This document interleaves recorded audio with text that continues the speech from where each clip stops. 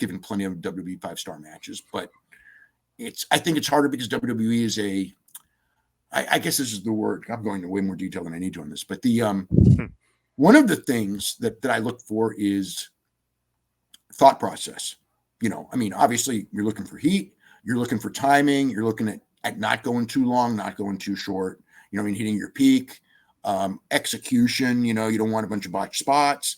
But the thing to me for a standout match, like the Ospreay match with Danielson, is when I'm watching this, can me, Dave Meltzer, watch this and pick every single spot they're going to do in the order they do it, which I can do with most WWE matches, for the most part. And there's a reason, because they play to an audience where WWE stylistically, and it's going to change because I'm already seeing the changes with Triple H. WWE has always been about you get over certain moves in certain orders. It's a very predictable type of match. If it works with the audience, that's great. And like I said, but you don't get surprised very often in a WWE match. It's just the way the matches are structured and the way they're agented. In AEW, people take more chances. They take more risks. They may fail more by doing so. In Japan, the same way.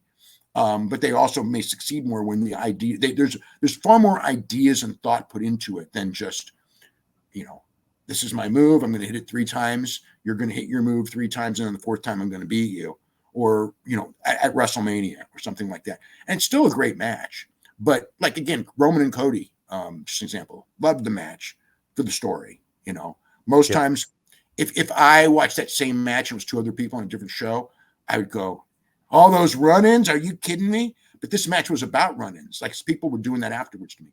How could you rate a match with all those run-ins high? It's like, because the story of the match was the run-ins. You knew that going in, and if they didn't do the run-ins, it would have been a worse match. In most cases, run-ins are a crutch. We all know that. They're either a crutch to save face for the person for the baby face losing or the heel losing, or they're a way to get to the next step, which is actually booking. But that's like one run in. If you're doing 5 or 6, it's a total crutch. You're just, basically trying to, bump referees and all that. I mean, anyone can do that. Takes no thought. But in this match, the run-ins were a huge, huge part of it. But at the same time, if you asked me before that match started, what's going to happen in the match, other than Undertaker being in the Austin spot and the Seth Rollins run-in. Well, I take that back. I knew there'd be a Seth Rollins run-in because that was the thing. Made the music in the Seth Rollins run-in where you didn't know it was Seth Rollins, even though it ended up being Seth Rollins. Yep. And the decision there, but for the most part, I could tell you what he's going to win with, roughly the amount of time, roughly the order of the run-ins, the finishing sequence, the near falls, because Roman's going to do his moves. And then, what I mean? It's a very easy match to watch. So I'm watching it. It's not challenging me mentally. It's like, but it's excellent. It's excellent.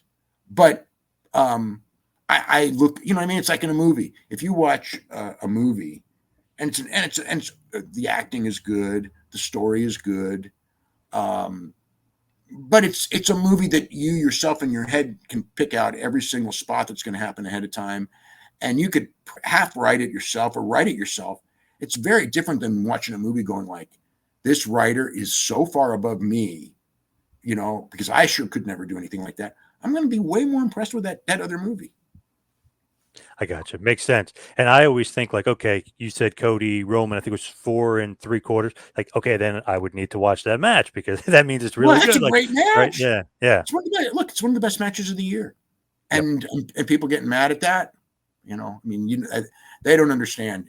Anyone who gets mad at 4 3/4, unless it's to be mad that you thought the match sucked and I was way too high, you don't even know what you're talking about. Okay. So, yeah. Yep. And I even loved their match last year too. And I felt like this story kind of built upon it. So like, I even loved the match they had last year too. As a match, I liked the match. I didn't rate it as high because this had the climactic finish, right? And it had The Rock and more excitement. And it also as a wrestling match, I liked last year's match as a wrestling match better. I didn't rate it as high because this match was more, last year's match. Put it this way, if Cody would have won last year's match and the reaction that I perceive would have happened when he did, that'd have been a 5-star match.